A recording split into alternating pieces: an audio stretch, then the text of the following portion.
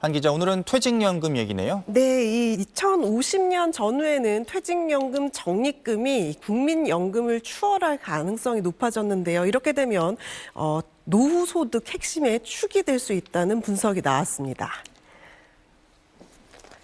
퇴직연금은 회사와 근로자가 함께 넣은 돈이 시간이 갈수록 계속 쌓이는 구조인 반면 국민연금은 연금을 받는 사람은 늘고 보험료를 내는 사람은 줄면서 재정 부담이 커지고 있습니다. 그런데 우리나라 상황을 보면 기대 수명이 크게 늘었지만 생산 가능 인구는 감소세로 전환했고요. 40년 후에는 노인 인구가 생산 가능 인구를 넘어설 것으로 전망되고 있습니다.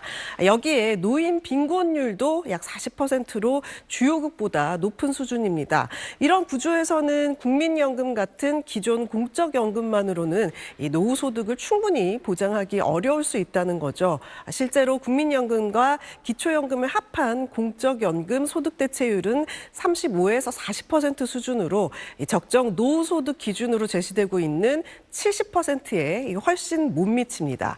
또 국민연금 재정에 대한 우려도 있습니다. 연금 개혁으로 기금 소진 시점이 기존 2056년에서 2064년으로 늦춰지긴 했지만 구조적인 부담은 여전히 남아 있습니다. 이 때문에 부족한 노후 소득을 퇴직연금과 개인연금 같은 사적연금으로 채울 수밖에 없고 그 과정에서 퇴직연금 적립금 규모가 더 커질 수밖에 없다는 전망이 나온 겁니다.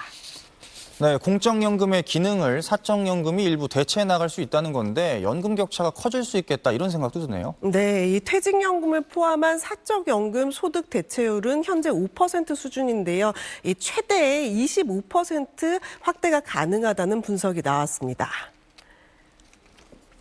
소득 대체율이라는 게 은퇴 전에 벌었던 돈 대비 은퇴 후에 얼마나 받느냐는 거잖아요. 예를 들어 월급으로 100만 원을 받다가 은퇴 후에 연금으로 월 40만 원을 받으면 소득 대체율이 40%가 됩니다.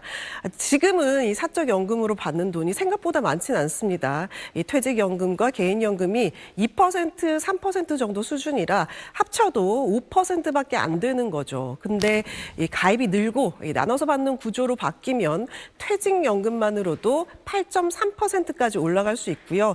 여기에 운용까지 잘해서 수익률을 높이면 사적연금의 소득 대체율이 최대 25%까지 늘어날 수 있다고 제시됐습니다.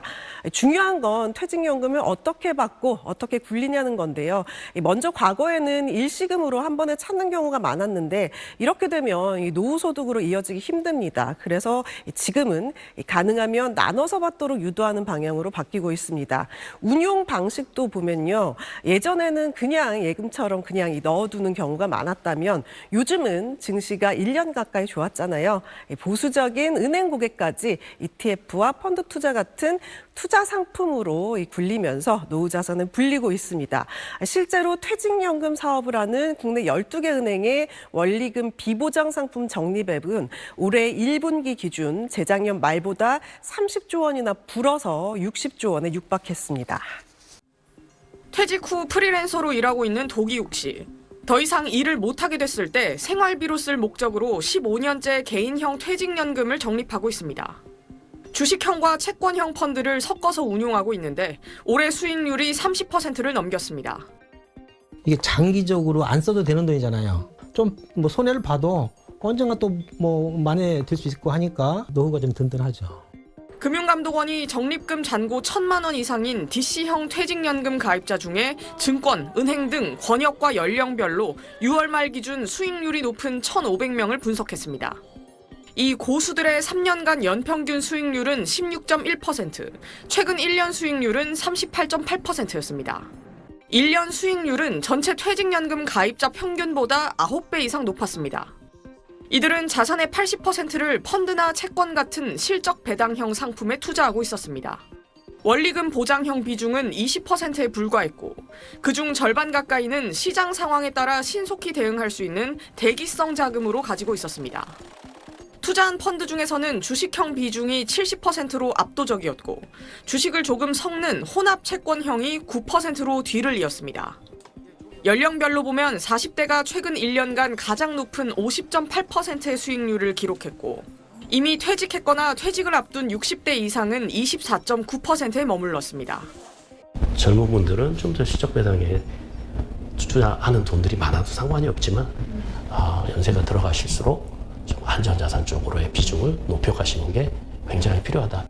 장기 운용이 특징인 퇴직연금은 작은 연수익률 차이가 커다란 노후 소득 차이로 귀결되기 때문에 시장 흐름에 관심을 가지고 신중하면서도 적극적으로 운용할 필요가 있다는 게 금감원의 결론입니다.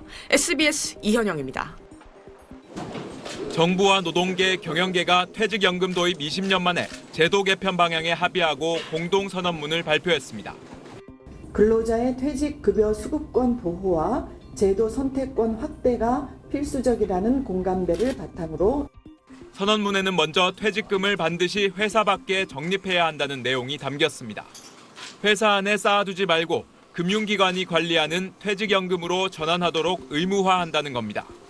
현재 300인 이상 사업장은 92%가 퇴직연금을 도입했는데 5인 미만 영세 사업장의 도입률은 10%에 불과합니다. 퇴직금은 회사가 미리 적립하지 않아도 근로자 퇴직 시점에만 지급하면 되다 보니 중소업체들이 퇴직금을 운영자금 등으로 쓰다가 제대로 지급하지 못하는 경우가 잦았습니다. 다만 사회적립 의무화가 중소업체들의 부담을 키울 수 있는 만큼 사업장 규모와 여건을 고려해 단계적으로 시행하겠다는 방침입니다. 퇴직연금 수익률을 개선하기 위한 방안도 나왔습니다. 지난 5년간 개인이나 기관이 운용한 퇴직연금 연평균 수익률은 2%대에 불과합니다. 퇴직연금도 기금을 만들어서 큰 규모로 자산을 운용하면 수익률 제고에 도움이 될 수 있다는 겁니다.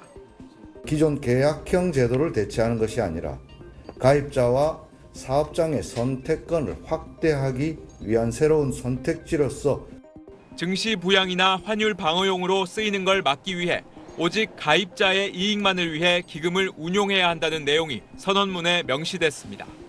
노동계는 이번 합의를 긍정적으로 평가하면서도 플랫폼 노동자 등 퇴직금 사각지대에 대한 해소 방안이 필요하다고 주장했습니다. SBS 전용우입니다.